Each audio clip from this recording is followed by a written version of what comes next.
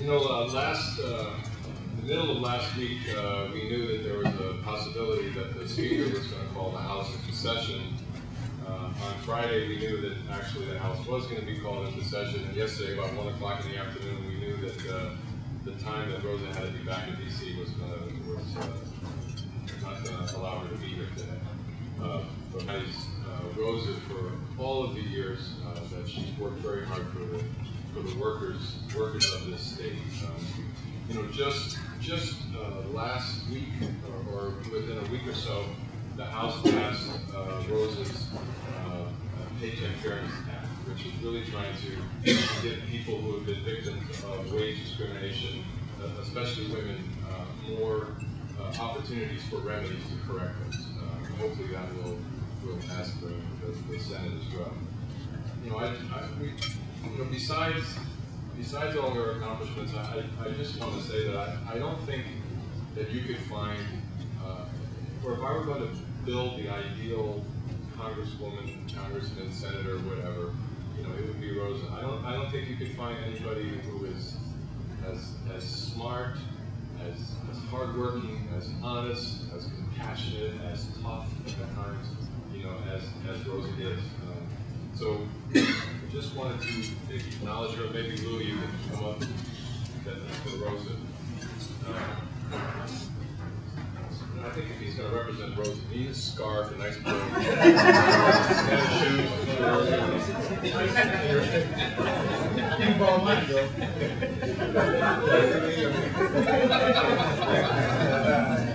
This is the Workforce Alliance honors Rosa DeLauro for championing the rights of workers and for her lifelong.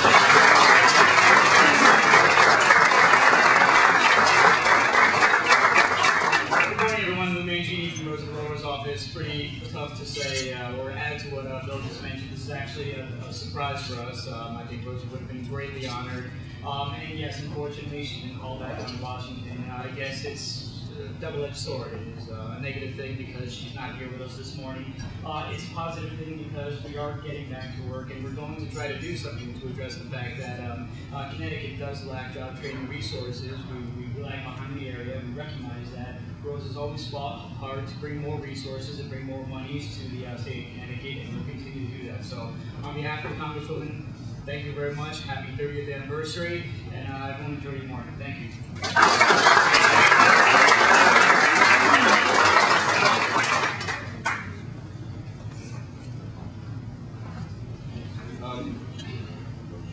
You know, today's meeting, today's theme is about success, and success in overcoming obstacles and overcoming barriers and overcoming hardships. And one success story that we want to highlight today is Camille Hall. Is her story. When we first met as a participant in a work experience program, and we're so impressed her supervisors that she is now really a part of our workforce extended family. And the Department of Labor has been putting together a documentary that captures some of these stories around the state, and we just have a short little video here, which is only a couple minutes, but it highlights her story, and I don't think could do it any better than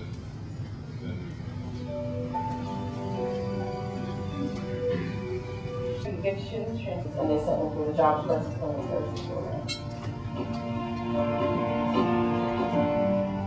I felt that the program was beginning to help me once I got out of that mindset that no one can do anything for me. I have to do it all on my own, by myself. It's not like that. You have to let people help you. No one's around here. So you gotta let people know what you're going through, what's going on, so you can be able to get help. I let my case manager know that I really need a job. I let her know my situation.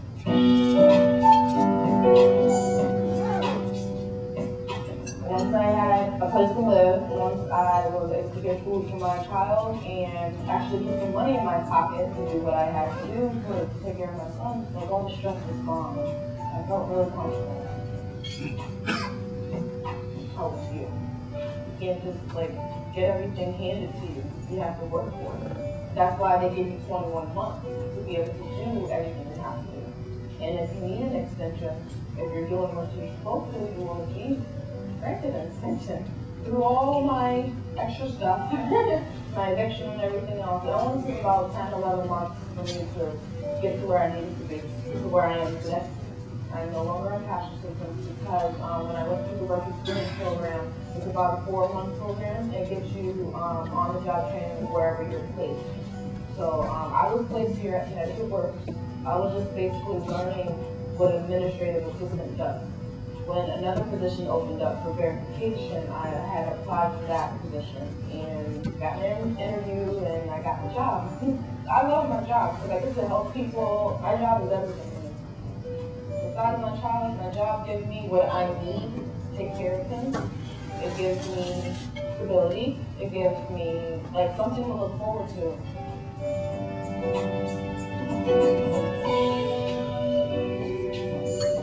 Don't give up. Everything is a struggle. Every day is a struggle. Take it day by day. Take it slow.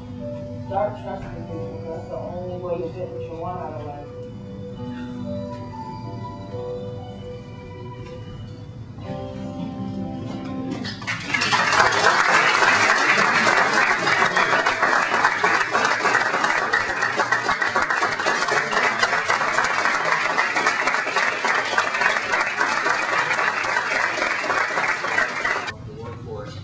Today's guest, Robert Davis, was leading a very different kind of life. Davis spent those neighborhood, or the walls of the prisons where you end up spending your happy formative years. Robert Davis broke that mold. He found a way out of the downward spiral that takes the lives, both figuratively and literally, of so many of our young men. He's here today to give us a look at what can happen when solid mentorship, the love of family, and most of all, a chance to excel in a career allows the kind of freedom that you never dreamed you ever could achieve. Driven was written entirely by Robert Davis. It's a tough, enlightening, and ultimately a truly inspirational memoir.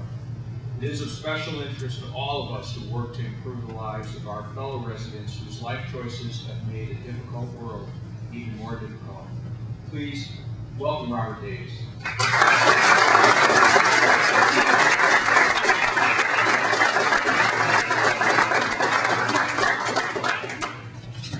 Good morning. We're saying Happy New Year to everyone and Happy 30th anniversary for inviting me to come here and speak to you today. I don't have a lot of time, so what my plan is I'm going to try to just share some of my experiences with you in a short period of time that I have. And I would start by just introducing myself again. My name is Robert Davis, and I am the author of the book called Driven, A Young Man's Journey to Escape His Past. I am 38 years old. I was born and raised in New Haven, Connecticut. I lived there all my life, and I was raised by my mom, Patricia Davis. Now, my mom has always been like a wonderful person to me in my life, and she always raised me to have good morals, to show respect, to be positive, and to be honest in everything that I do. And as I sit back and I reflect on my life today, I could actually say that my mom, she did a pretty good job. But when I turned 14 years old, I would end up just straying from the things my mom taught me. And from there, the next 10 years, I would end up living a lifestyle that I would soon regret. At the age of 14, I was already drinking alcohol on a daily basis. I was smoking weed every day, and I ran with a gang. So every day after school, myself and my friends, my gang members, we would go hang out drink, get high, and then just go look for trouble. For no apparent reason, just because we didn't have anything else to do. And we repeat these activities for a good 2 years. Right up until the time when I guess I decided that being a juvenile delinquent wasn't enough. I decided that I wanted to be a drug dealer. So that's what I did. I dropped out of high school at the age of 16 years old, and I sold drugs full time.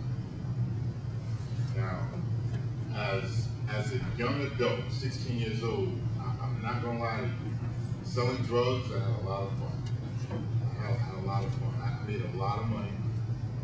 I made a lot of friends, and of course I made some enemies. But by the time I turned 17 years old, I found myself becoming a statistic in the judicial system. I had just received my first felony conviction at the age of 17 years old. Now, of course, you would think for a young man, 17 years old, to be in prison at that age, that would be enough for me to realize that I needed to clean up my act and get myself together. But that wasn't the case for me. I didn't learn my lesson the first time around. It actually took me 6 different times of being incarcerated for me to realize that I was screwing my life up. Every time I went to prison, I'd served like 50% of my sentence in prison, and then the other half I would be released on parole.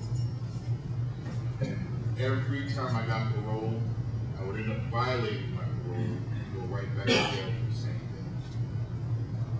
So eventually, I got my act together and I figured out, I need to do something different. Now, you would have to read the book to figure out exactly why and when I made that decision, but actually I did. I made a decision to change my life around. And the last time I sat in prison was actually like the beginning of my new life. While in prison, I laid there a lot and I thought a lot. I did a lot of soul searching. I developed an attitude and a disgust and even a determination to never see the insides of a jail cell again. And I meant it this time. But ironically, the last time I sat in prison, I was denied parole. Okay? I was told that I had too many parole violations in the past, and if I wanted to be released early from prison, I would have to apply for a halfway house or a drug program. So I was cool with that. I totally accepted their decision. I understood their decision not to give me parole. So I did apply for a halfway house, and 4 weeks later, I was accepted to the Crossroads Halfway House Drug Program of Canadian. Now, this is new territory for me. I've never been in a halfway house before, and as far as I was concerned, a halfway house is just another form of the Department of Corrections. It was another way for them to control me, and another way for them to tell me what to do and when to do it. So before I even got here, my mind was set already. I was going to hate everything about it. But after I got there, I would say about 2 weeks after I was in the halfway house, folks, I got to tell you that was probably the best thing that could have ever happened to me. Instead of being released from prison straight to the world, I had to sit in the halfway house and basically learn how to take baby steps all over again into the world. I had to learn how to interact with other people, especially those who weren't just like me. I had to learn how to respect the authority, but most importantly, I had to learn how to have good work ethic. Because up until this point, I never really worked before. As a matter of fact, I think I've only had one job up to that point, and it was when I was 15 years old. I got a job in the summer program, thanks to my mentor, Mr. Freeman Holloway and Mr. Frank Milano at the time. And I think it wasn't the Workforce Alliance, but it was called Regional Workforce or something like that. And they gave me my first job at 15 years old in the summer program. But besides that, I didn't have any other work experience. So I was faced with a challenge. But all I knew was that if I was going to change my life and do right, that finding a legal job was going to be a very important part of that. So eventually, while in the halfway house, I found a job. I found a job making $5 an hour cleaning carpets. Okay, nothing ridiculous. I was cleaning carpets. I loved every minute of it. I worked my behind off. I went to work every day. I asked questions.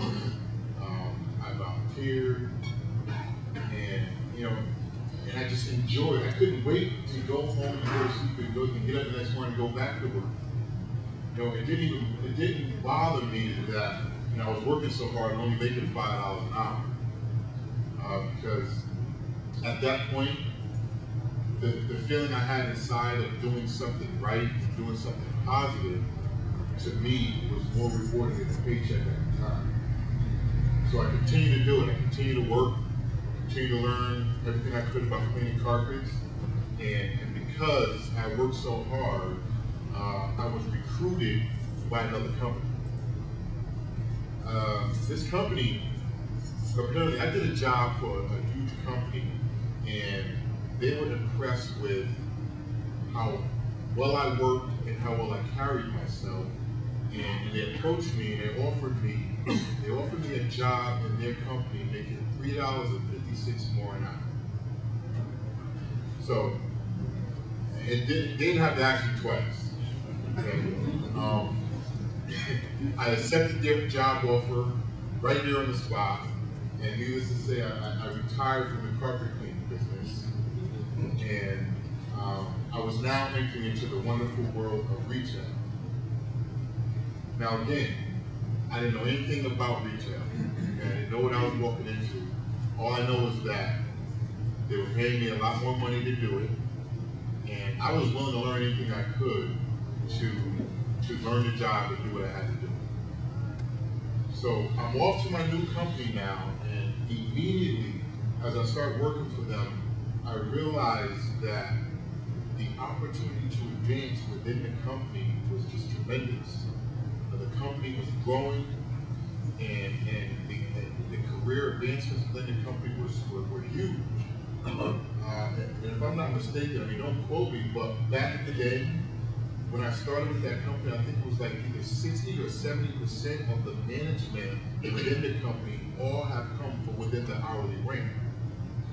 And once I realized that, the opportunity to advance were great, I set a little career path for myself, and I just took off with it, and I ran with it. I worked hard again. I learned as much as I could about the business. I volunteered when they needed people to come in and help, and within 1 year, I was promoted to an assistant manager. I went from making $8.50 an hour, and then within 1 year, making $42,000 a year. Okay, in 1 year. So I'm saying I'm feeling pretty good about my accomplishments, but for some reason I wasn't satisfied. I wasn't. I wasn't done. I remember saying to myself a lot, and I remember talking to my mom when I got promoted and how excited we were about my accomplishment. But I remember saying, if I could do this in 1 year, imagine what I could do in 5.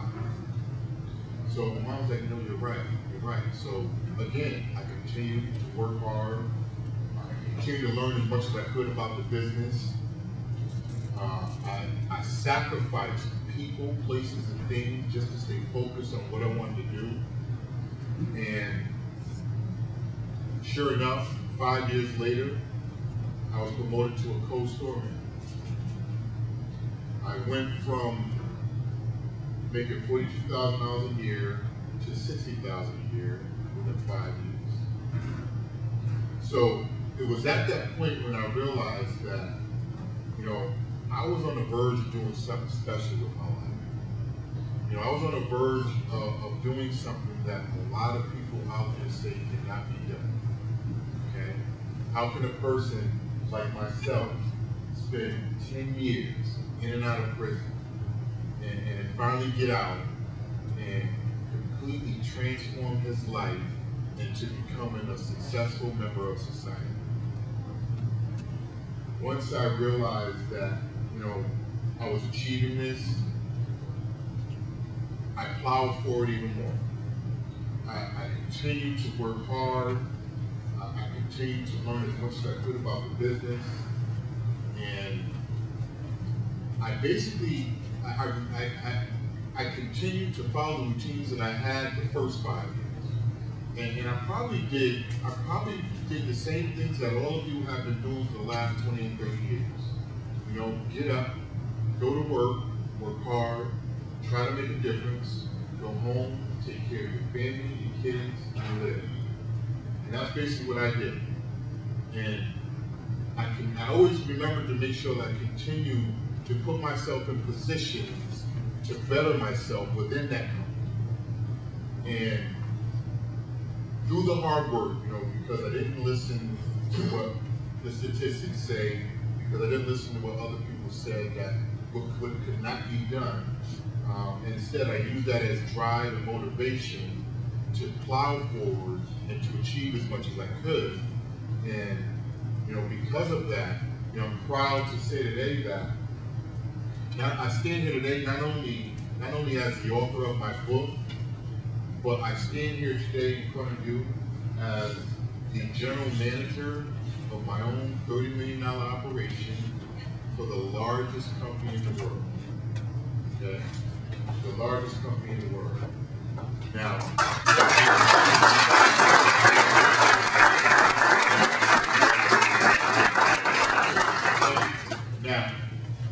I would say that, you know, I've done pretty good for myself considering the circumstances, my circumstances. Ex-con, dropped out of high school, and have no college education. But that didn't stop me from wanting to do something with myself and with my life. And, excuse me, that's the reason why I'm here today. You know, that's the reason why I wrote my book. Because I know there's a lot of people out there who are just like me, who, if you give them an opportunity, if you give them the support, and you give them the tools, they could probably achieve more than I have, you know?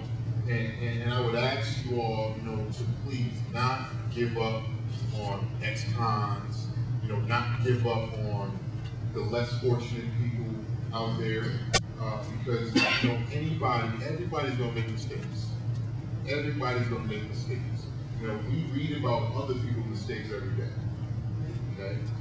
But I truly believe that you can make a mistake in life and you can learn from your mistakes and become a better man or a better person because of them. Or, you know, you can make mistakes in life and continue to make those mistakes, and, you know, God knows where you're going to end up then. But change is possible. Anybody can change. I stand here today as living proof that, you know, it doesn't matter where you start. It's all about where you end up in life. You know, and if you're willing to work hard and willing to sacrifice things to get where you want to go, anything is possible. And I want to thank, you know, Workforce Alliance, again, Mr. Delano and Mr. Court for having me here today, but not only for having me here today, but I want to thank them. I want to thank you all, you know, and I applaud you all for what you do every day in the communities.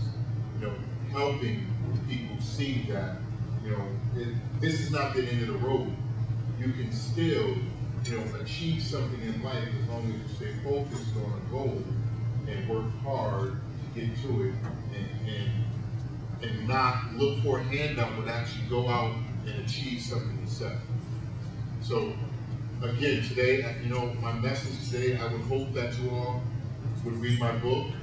I hope that you would pass it on to family, friends, clients, you know, whoever you know that may be going through something in life, because it's very inspirational, and it could be a path. It could show whoever that you could make a lot of mistakes in your life, but you know, you could also come about it. And that's the message I want to leave you with today.